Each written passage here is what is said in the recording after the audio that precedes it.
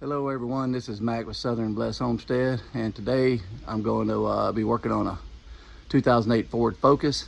It's got a real bad vibration in it and the motor, and I'm pretty sure it's the engine mounts from what I've researched and everything. I guess they have a habit of the rubber going out on them, and I believe it's like year like 2007 to 2011 is what these parts fit for a 2.0 liter.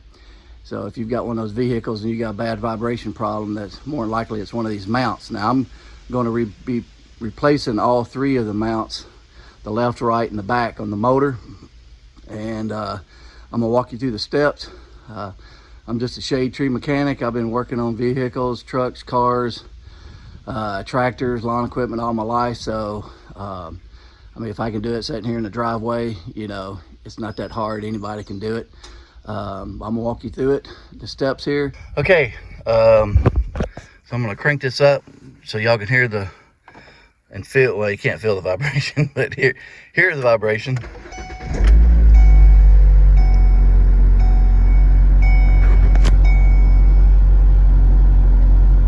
Hopefully you can hear that. There we go. There's the dash going off. I guess y'all can hear that.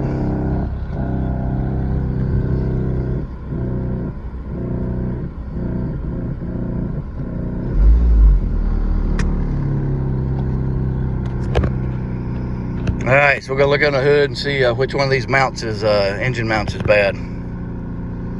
Okay, so I'm going to look at all three of these engine mounts, see which one that is bad. Although just me personally, I'm going to replace them all. I bought all three of them, so I'm going to go ahead and replace them. This one here is for the as you're looking at the engine, it's the left side here, right here.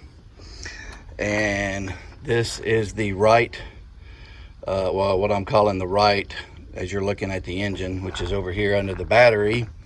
It's this one here, and then down up under the engine, back in the back here is down below is this one. But I'm gonna go ahead and look at all three of them as I take them out and inspect them and find out which one is bad. So I'll actually show you how to remove all three of these and replace them.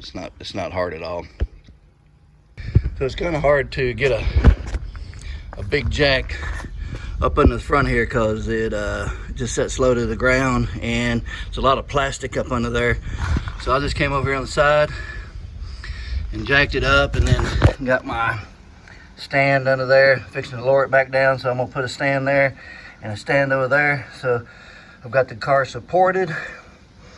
And another thing, it brings it up higher because I'm kind of tall, so now I just got it right here. I can work it, I don't have to bend over and break my back doing it.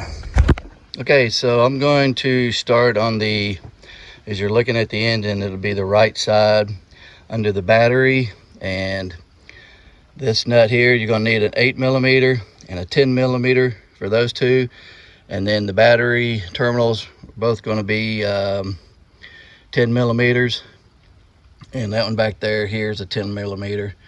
And I'm going to remove all of that, take that off, and get down.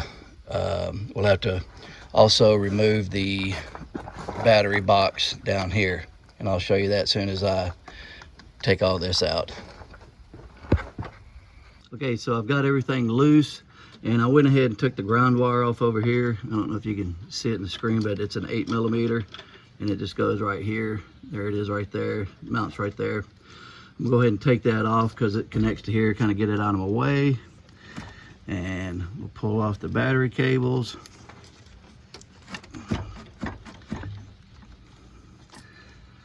Get that out of the way.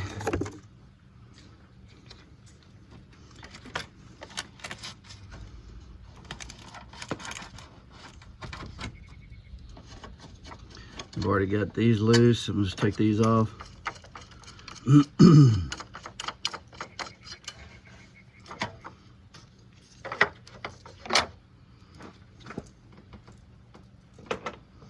Get this battery out of here. Yeah, I might need to take that off.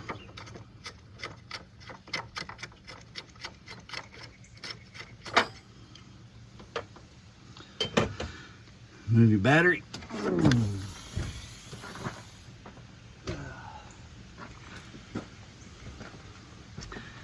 And we got a couple of nuts down in here. They're rusted, so I'm about to spray some WD-40 on them. Let me see if I can get the camera down in here so y'all can see.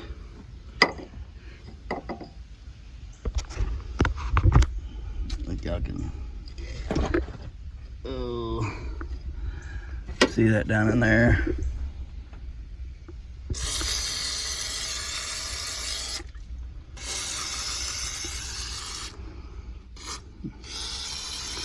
Let that soak good. Then we'll just pull this box out, and you should be able to see the engine, the mount bracket under here. Okay, so the two nuts that were down here, they were rusted so bad that they were just stripping out. Couldn't get them out, so I had to break. I actually broke it out. So I'm going to have to get a new battery box holder, but as you can tell, they are rusted on their solid, so I'm going to have to remove this plate once I get this out and cut them out with a hacksaw grinder or something, get them out of there and put some new bolts and get a new battery box holder. But anyway, this is the transmission mount here on the right side, and these are what was it? I just had it. I think they're 15 millimeter. Yep, 15 millimeter. So we'll take them off. Okay, so these nuts here, like I said, are 15s, and this big one here, I'm using a 13/16 on it because it's a good tight fit. Like I said, these over here are 15s. These four is a 15 millimeter, and I used a 13/16 on this one. And I've already got them broke loose. I had to use a big steel cheater bar because this one here is, I believe it. They said it's 98 foot-pounds. So my impact wrench wouldn't break it loose, so I just went old school on it, put a big steel cheater bar on it, and got it broke loose here. I'm gonna take this out.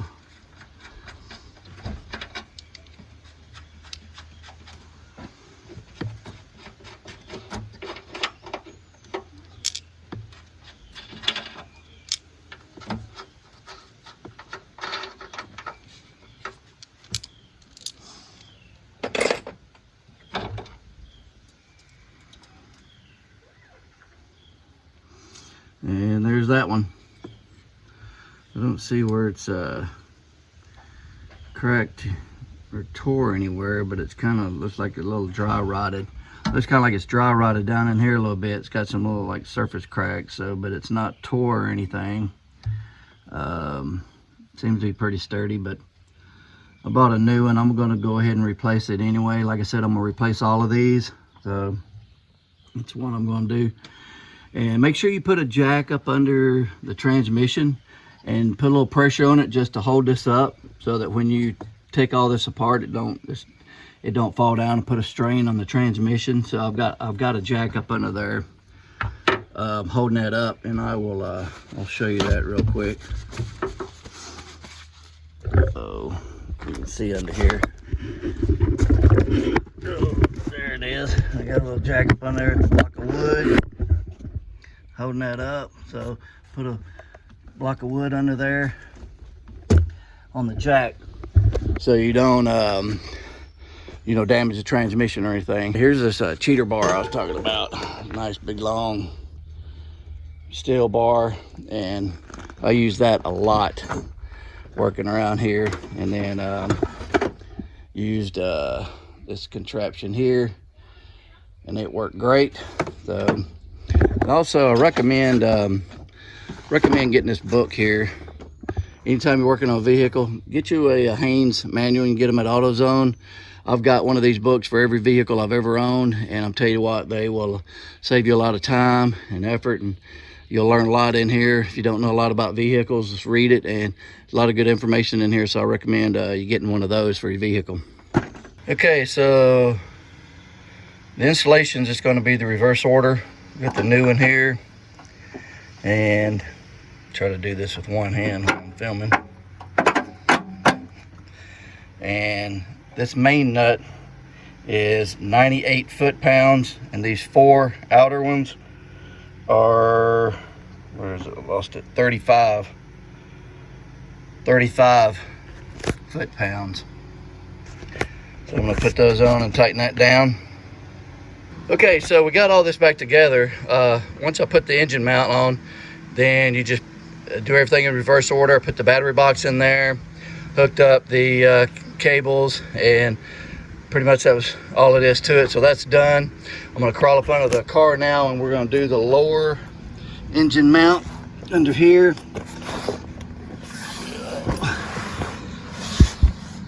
And I have already got, you can see the 2 bolts there. I've already started taking them out. They're real easy. They are 15 millimeters, and you just pull them out and put them back in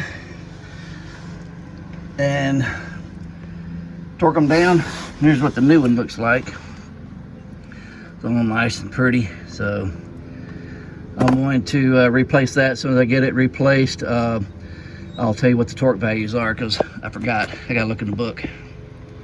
Okay, so the 2 bolts, they are 59 foot-pounds is what the book says. So I'm gonna go ahead and take these out and replace it and torque it down, and we'll be through with that. That's pretty easy.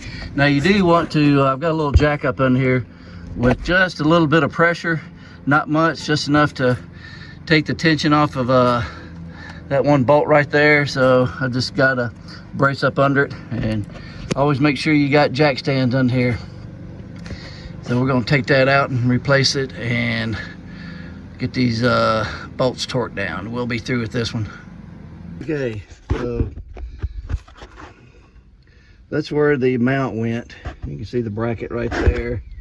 And I'm going to have to take these those 2 bolts out right there. And they are 13 millimeters. And that bracket right there has got to come off. So to get the new mount in there. The other one came out because the rubber is all broke on it. I did find that, and I'll show you that here in a minute. But you're going to take that bracket off right there at those 2 bolts.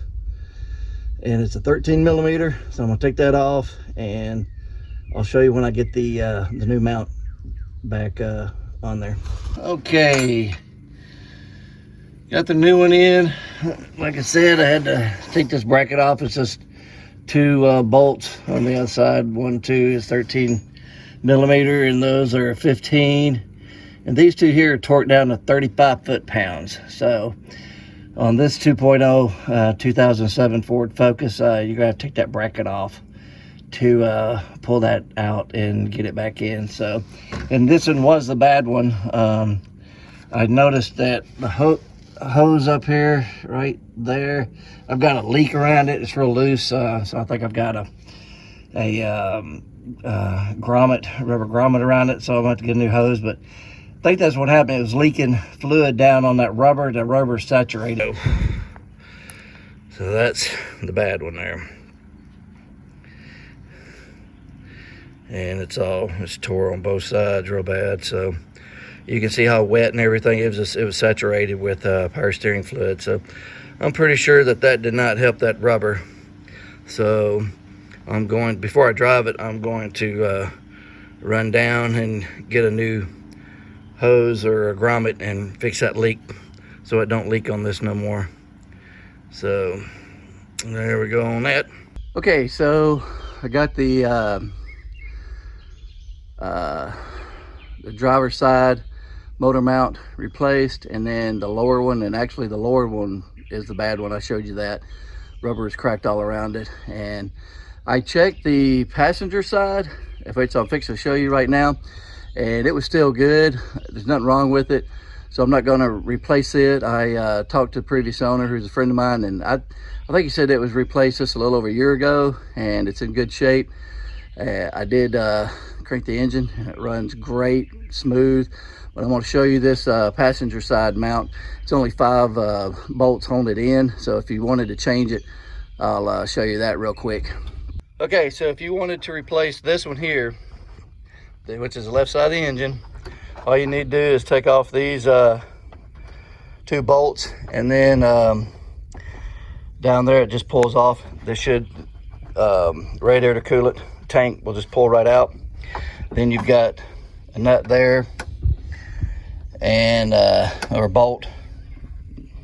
I think it's a nut, then a bolt there, and one trying to back in there, and then here and here. So you got 5 nuts and bolts to take off. So you take those off, and this will just pull right off.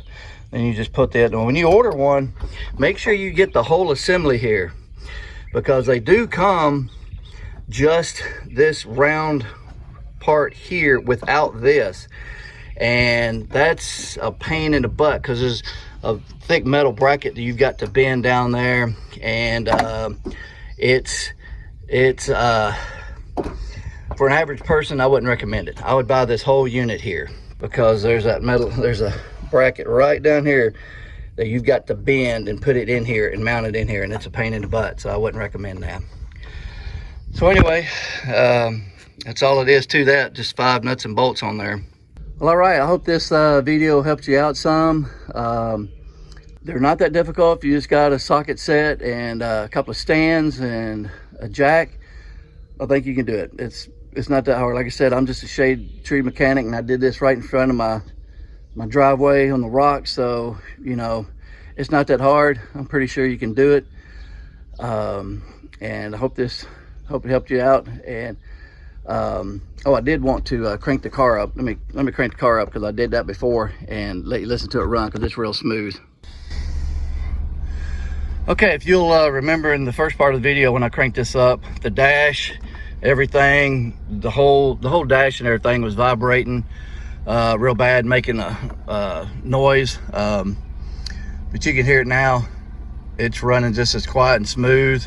I mean, there's not even any vibration in the steering wheel, so that definitely fixed it. It's doing great, so I'm pretty happy with that. Appreciate you watching the video, and I hope it helped you out. I would recommend, though, you're getting a Haynes manual on this car, on your vehicle, if you don't already have one. If you plan on working on it, it'll answer a lot of your questions. It's step by step.